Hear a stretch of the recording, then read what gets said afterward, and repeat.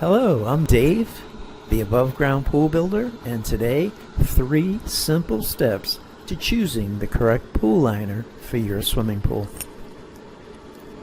Alright, the 3 steps are measuring and inspecting, liner selection, and installation. First up, inspecting the old pool and measuring your above ground pool so you can get the right liner. First up, measuring your above ground pool. Okay, there's rounds, there's ovals, and there's different wall heights. I think we know how to tell the difference between a round and an oval pool, so let's go to the wall heights. You have 3 different kinds in the above ground pool world: 48, 52, and 54. These measurements are always taken from the outside of the swimming pool. The reason why this is done from the outside and not the inside is that most folks, when they measure, they'll measure from the top of the pool on the inside down to the seam that runs along the bottom, and this will get you an inaccurate measure. So if you're a pro installer, you know that you can get in there and you can go seam to seam, and you can size up a liner to be produced very accurately. And for the ease of this, doing it from the outside, it makes it so the homeowner can do this themselves. You dig down, measure track bottom to the track underneath the top rail at the top, and this will determine your height. Compare it to one of these 3 here. Diameter is done by putting the tape measure over the wall underneath the top rail where the liner hits the wall, and measure straight across to the other side. On a round pool, this is your diameter. Compare it to the chart. An oval pool, measurement from the outside of the pool, top to bottom for the height, and then length and width compared to this chart, and that's how you measure an above ground pool liner.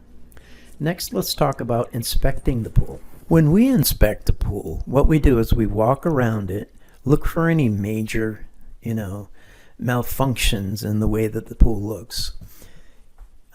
We're going to dig down in a couple of locations around the pool, make sure the track is intact and everything is fine there.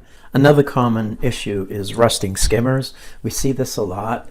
Leaky return, leaky skimmer can do this over the years. And if we see something like this, we're going to offer you a brand new pool because the repair costs are going to be so high, a new pool will make better sense. If you're handy and you think you can repair something like this, they are repairable, but it's a little more involved than most people are willing to put forth. If everything looks fine, we will recommend a brand new skimmer, either a largemouth or a smallmouth. Next up, liner selection. There are several different attachments in the above ground pool market: overlap, beaded, uni-bead, J-hook, V-bead, multi-bead. 90% of all the pools out there, you're going to find either a uni-bead or an overlap liner is going to be sufficient. So if you see the outside of the liner from the outside of the pool hanging over the wall, that is, of course, an overlap. And if you don't see anything hanging over, chances are it's a bead. Folks will ask us, if they have an overlap, can they switch to a bead? And or if they have a bead, can they switch to an overlap? And the answer is yes. 9 times out of 10 you can do this. Now there are a couple of pool styles out there: the semi-in-ground and the in-ground style above ground pools. The slat wall and the panel style pools will only accept the beaded style liners. The next you want to look at is the thickness. Now there's 2 common denominations of thickness out there in the market. There's mil and there's gauge. What you want to go by is mil. It's more accurate. Years ago, things used to be 20 and 25 mil, which represented 20 and 25 thousandths of an inch. The term gauge, I don't know how it got into the above ground pool world, but all the retailers across the country have gone wild with it. Bottom line, if you find yourself looking online, try to go by the mil thickness, compare it to the chart below, and see where it lies. There you have it, 3 steps to choosing the best above ground pool liner.